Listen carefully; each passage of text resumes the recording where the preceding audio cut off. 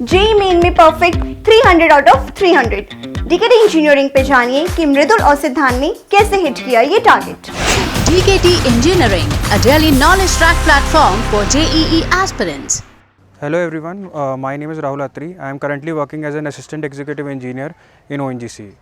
And first of all, I would like to give a big thanks to Daily Knowledge Track for giving me this platform where I can basically share my strategy about BARC. I have done my BTech in chemical engineering from Rajiv Gandhi Institute of Petroleum Technology. I completed my BTech in 2019. After in 2019, I gave GATE examination in chemical engineering branch and I qualified GATE with an all India rank of 87. And thereafter basically I was selected as a scientific officer in Bhabha Atomic Research Center. Now in this interview I will be basically telling all you about the strategy of Bhabha Atomic Research Center, basically how you can basically crack this interview and get selected in BARC. So first of all let me tell about what is the selection criteria for BARC. BARC में basically आपके selection होने के लिए दो stages होती हैं। First आपको एक रिटन एग्जामिनेशन क्वालिफाई करना पड़ता है, उसके बाद आपको इंटरव्यू में अपीयर होना पड़ता है। तो रिटन एग्जामिनेशन में आपके लिए क्या होता है, दो चांसेस होते हैं। बार्क बेसिकली आपको दो चांसेस देता है, एक तो आप गेट से जा सकते हैं और एक आप खुद का बार्क अपना पेपर कराता है। तो जो गेट से जाते हैं लोग, कुछ 50% लोग वो शॉर्टलिस्ट करते हैं गेट से और 50% वो शॉर्टलिस्ट करते हैं अपने पेपर से। बेसिकली जो उनका पेपर होता है, जो बार का पेपर होता है, वो बेसिकली गेट के पैटर्न की तरह ही, मतलब गेट के पैटर्न तो नहीं कहेंगे, मतलब गेट की तरह ही होता है, सिलेबस गेट की तरह ही होता है, मगर गेट से उसका लेवल जो होता है काफ़ी ईजी होता है। मतलब उसमें 100 क्वेश्चंस आते हैं और 2.5 आवर में आपको अटैम्प्ट करने पड़ते हैं। तो एक क्वेश्चन बेसिकली 3 मार्क्स का होता है, तो टोटल पेपर 300 मार्क्स का हो जाता है। अब मैं बात करता हूँ केमिकल इंजीनियरिंग, जैसे मैं केमिकल इंजीनियरिंग ग्रेजुएट हूँ, तो केमिकल इंजीनियरिंग वाले स्टूडेंट्स कैसे इसकी प्रिपरेशन करें। अब जो आपकी स्ट्रैटेजी होती है केमिकल इंजीनियरिंग की, वो आपने जो गेट की तैयारी करी होती है वही सेम उसमें सिलेबस वही होता है। अब आपको करना क्या होता है, बेसिकली इसमें न्यूमेरिकल्स जो आते हैं बहुत लाइट लेवल के आते हैं, गेट में थोड़े अच्छे लेवल के क्वेश्चंस आते हैं, इसमें थोड़े ऑब्जेक्टिव क्वेश्चंस भी ज़्यादा मिलेंगे, तो आपको इसमें स्पीड और थोड़ा क्वेश्चन सॉल्विंग ज़्यादा करनी पड़ेगी। तो जैसे मैंने कहा सिलेबस तो गेट जैसा ही रहता है। इसमें आपको क्या करना होगा कि 2 बुक्स आती हैं राम प्रसाद की, एक आती है थोड़ी मोटी बुक आती है, एक पतली बुक आती है। तो आपको दोनों वो जो बुक्स होती हैं राम प्रसाद की सॉल्व करनी है। अगर आप राम प्रसाद की वो दोनों बुक सॉल्व कर लेंगे तो आपका बार का जो केमिकल इंजीनियरिंग स्ट्रीम का पेपर है वो ईजिली क्लियर हो जाएगा। मैंने जब बार का पेपर दिया था तो मेरा बार का पेपर भी क्वालिफाई हो गया था और मैं जो इंटरव्यू के लिए शॉर्टलिस्ट हुआ था वो गेट से भी मैं शॉर्टलिस्टेड था। तो उन्होंने आपके क्राइटेरियाज़ हो गए, एक तो आप गेट से शॉर्टलिस्ट हो सकते हैं और एक बार का आप अपना पेपर दे सकते हैं। अब इसमें आती है बात इंटरव्यू की स्ट्रैटेजी की बात करते हैं हम। अब आपने ये क्वालिफाई तो हो गया, इंटरव्यू इसका बार का होता है सीधा बॉम्बे में, ये लेते हैं होमियो भाभा नेशनल, इनकी खुद की इंस्टीट्यूट है, वहाँ पे इसका इंटरव्यू होता है। तो इंटरव्यू के लिए क्या होता है, जब आपका रिजल्ट आ जाता है तो आपको जो शॉर्टलिस्ट कर लेते हैं कि you are selected for the to give interviews. उसके बाद आपको वो इंटरव्यू स्लॉट्स देते हैं, मतलब बार के इंटरव्यूज़ बेसिकली 1 मंथ के लिए चलते हैं। तो आपको क्या देते हैं, वो 15 डेज़ या 20 डेज़ बैक आपको एक पोर्टल खोलेंगे, वहाँ आप अपने स्लॉट्स भर सकते हैं कि भाई ये स्लॉट्स है। तो जनरली बार का जो पेपर होता है वो मार्च में होता है और रिज़ल्ट जो आपका आता है वो आते हैं आपके जो मार्च, रिज़ल्ट आपका अप्रैल में आ जाएगा। तो अप्रैल में वो 2-3 बार जब रिज़ल्ट आता है तो अप्रैल मिड में ही आपको स्लॉट्स भरने के लिए दे देंगे कि भाई आप स्लॉट्स भर लीजिए। तो स्लॉट्स आपको अवेलेबल होते हैं मिड मई से मिड जून के बीच में, या मई स्टार्टिंग भी हो सकता है, डिपेंड करता है। तो ये आपका, फिर आप जब स्लॉट्स भर लेंगे फिर आपका बॉम्बे वो आपको बुलाएंगे।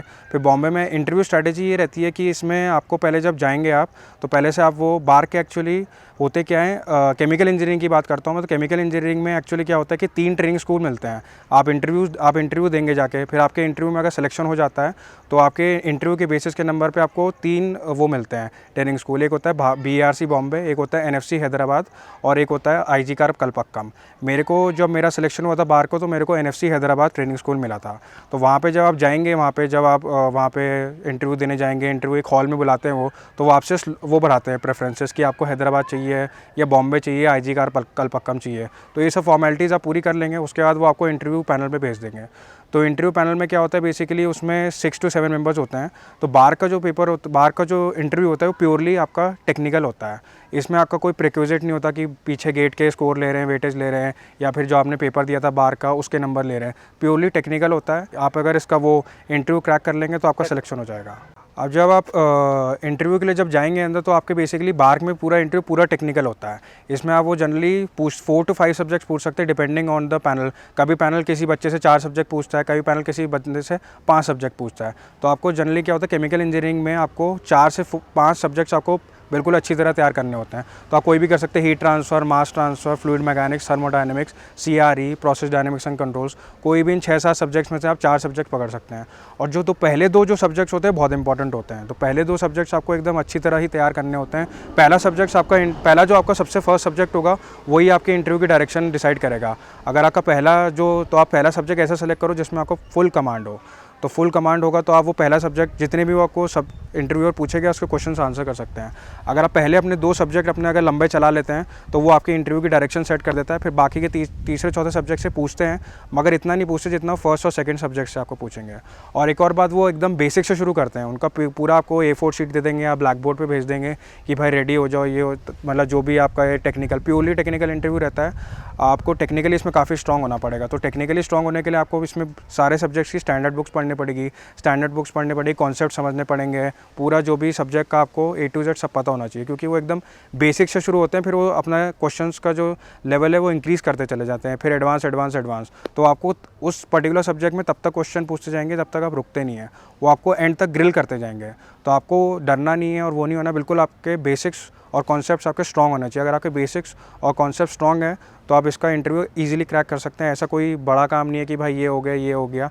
तो बेसिकली आपको 4 से 5 सब्जेक्ट्स तैयार करने हैं और फर्स्ट सब्जेक्ट आपको सबसे अच्छा, फर्स्ट 2 सब्जेक्ट बहुत अच्छी तरह करने हैं, क्योंकि वही आपका डायरेक्शन इंटरव्यू का सेट करेंगे। तीसरे चौथे सब्जेक्ट से ही पूछते हैं वो, मगर फर्स्ट और सेकंड सब्जेक्ट में वो ज़्यादा ग्रिल आपको करते हैं। तो आप अपने प्रेफरेंस के हिसाब से कोई भी सब्जेक्ट रख सकते हैं। तो वो आपसे पूछते हैं कि आप अपने पेपर उसकी प्रेफरेंस बता दीजिए सब्जेक्ट की, कि मैंने तो दिया था मास transfer, heat transfer, fluid mechanics, CRE। मैंने तो अपना प्रेफरेंस ऐसे सेट कर रखा था। उन्होंने मेरे से 4 ही सब्जेक्ट्स पूछे थे। बाकी मैंने काफ़ी जो मेरे दोस्त वगैरह थे उनसे किसी से 5 सब्जेक्ट्स पूछे थे, 4 सब्जेक्ट पूछे थे। तो मैंने बैकअप के लिए थर्मोडायनेमिक्स रेडी करके रखा था। तो आप 5 सब्जेक्ट्स रेडी करके रखिएगा। और इसमें ये भी है, जैसा कुछ होता है कि कुछ लोगों का गेट का पेपर ख़राब चला जाता है, तो वो उनको फिर गेट से आपको पब्लिक सेक्टर्स ये सब मिलती हैं। तो ऐसा आप बिल्कुल हार ना माने। बार्क अपना अलग से एक पेपर ऑर्गेनाइज़ कराता है, तो पेपर आप अच्छी तरह दें और फिर पेपर क्रैक करके आप इजीली इंटरव्यू क्रैक कर सकते हैं। मेरे ऐसे कई फ्रेंड्स हैं जिनकी गेट में 1000 रैंक थी, 1100 रैंक थी, मगर उन्होंने पेपर की अच्छी तरह तैयारी करी और वो कंसेप्चुअली स्ट्रॉन्ग थे, तो उन्होंने अपना इंटरव्यू भी क्रैक कर दिया था। अब मैंने ये तो आपको बता दिया कि ये 2 स्टेजेस हो गई। आपने बार्क में आपका सिलेक्शन हो गया। अब बार्क में आपका सिलेक्शन होने के बाद आपको बार्क में केमिकल इंजीनियरिंग की से मैं बात करूँगा, तो आपके इंटरव्यू के बेसिस पे आपको ट्रेनिंग स्कूल मिलते हैं। तो जो आपने अपने पहले प्रेफरेंस भरी होगी कि भाई मेरे को बॉम्बे चाहिए, हैदराबाद चाहिए, कलपक्कम चाहिए, तो आपके इंटरव्यू जिस हिसाब से नंबर होंगे या और बच्चों के हिसाब से नंबर होंगे, उस हिसाब से वो इंटरव्यू के नंबर के हिसाब से आपको वो ट्रेनिंग स्कूल अलॉट करेंगे। तो आपको मुंबई मिल सकता है, IG कार कलपक्कम मिल सकता है, NFC हैदराबाद मिल सकता है। मेरे को NFC हैदराबाद मिला था। तो अब मैं यहाँ के जो ट्रेनिंग स्कूल होते हैं इसके मैं आपको उसके बारे में बताऊंगा कि पढ़ाया क्या जाता है। तो बेसिकली ट्रेनिंग स्कूल में भी कॉलेज की तरह ही 4 सेमेस्टर कराए जाते हैं। फर्स्ट सेमेस्टर में आपको न्यूक्लियर इंजीनियरिंग का मॉड्यूल होता है, सेकंड सेमेस्टर में आपका केमिकल इंजीनियरिंग का मॉड्यूल होता है, थर्ड सेमेस्टर में आपके कोर इलेक्टिव्स होते हैं जो केमिकल इंजीनियरिंग से रिलेटेड, और फोर्थ सेमेस्टर में आपको क्या होता है, प्रोजेक्ट वर्क कराया जाता है। तो अब क्या होता है कि अब ये तो आपकी ट्रेनिंग हो गई। अब इसने आपने 1 साल ट्रेनिंग करी है। अब ट्रेनिंग के बाद आपको प्लेसमेंट्स मिलती हैं, मतलब आपकी कहाँ पोस्टिंग आएगी, कि बार्क मुंबई में आएगी, NFC हैदराबाद में आएगी, कहाँ पोस्टिंग्स आएगी। तो पोस्टिंग डिपेंड करती हैं आपने इन तीनों, इस जो आपका सेमेस्टर पूरा था 1 साल इसमें परफॉर्म किया कैसे किया है। तो आपके जो पहले 3 सेमेस्टर है, nuclear engineering module, chemical engineering module या इलेक्टिव्स के मॉड्यूल्स, इन तीनों के आपके नंबर एडअप होंगे। फिर उसके हिसाब से आपकी मेरिट लिस्ट तैयार होगी। तो मेरिट लिस्ट उस हिसाब से 1st, 2nd, 3rd, 4th, 5, 6। तो जो टॉपर होता है तो उस हिसाब से मान लीजिए केमिकल इंजीनियरिंग के किसी, जैसे मैं तब था NFC में, तो 6 बच्चे हम सेलेक्ट हुए थे। तो 6 बच्चों के जैसे 6 बच्चे आपस में कंपटीशन करेंगे, तो जिस हिसाब से 1st, 2nd, 3rd 6 बच्चों की मेरिट लिस्ट बनेगी, उस हिसाब से 6 उसी के अकॉर्डिंग 6 पोस्टिंग्स आएंगी। तो जो फर्स्ट टॉपर होगा उसे 6 पोस्टिंग्स में से चॉइस मिलेगी, भाई कहाँ जाना है, या आपको यहाँ जाना है, यहाँ जाना है। तो हर ट्रेनिंग स्कूल की अलग अलग पोस्टिंग्स होती हैं। तो अगर मैं NFC हैदराबाद की पोस्टिंग की बात करूँ तो NFC हैदराबाद में NFC हैदराबाद ही मिलता है। फिर एक हैवी वाटर प्लांट होता है Manuguru, heavy water plant Tuticorin, फिर आपका हैवी वाटर प्लांट एक वहाँ पे भी थाल, ये आपका मिलता है नवी मुंबई के पास है। फिर एक न्यूक्लियर फ्यूल कॉम्प्लेक्स कोटा। तो ये होगी केमिकल इंजीनियरिंग की पोस्टिंग्स। अब IG कार कलपक्कम की अलग पोस्टिंग्स होती हैं, IG कार वहाँ भी अब्जॉर्ब कर लेता है। फिर एक भावनी करके PSU होती है, वहाँ पे आप अब्जॉर्ब हो सकते हैं। तो ये जो पोस्टिंग्स होती हैं सब ये मेरिट लिस्ट जो आपकी बनेगी 1st, 2nd, 3rd, उस हिसाब के आपको चॉइसेस मिलती हैं। जो टॉपर होगा उसको ज़्यादा चॉइसेस मिलेंगी, जो लास्ट होगा, जो लास्ट पोस्टिंग उसे मिलेगी उसे वहीं जाना पड़ेगा।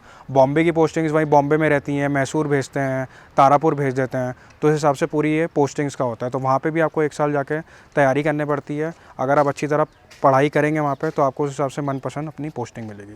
तो ये पूरा हो गया बार की स्ट्रैटेजी, कैसे आपको तैयारी करनी है, कैसे आपको इंटरव्यू देना है और कैसे आपको जो ट्रेनिंग स्कूल मिलते हैं वहाँ ट्रेनिंग स्कूल में क्या एटमॉस्फेयर रहता है, आपको कैसे करना होता है। तो ये पूरा मैंने आपको बार्क में बता दिया कैसे आपकी बार की स्ट्रैटेजी होती है। Thanks for watching.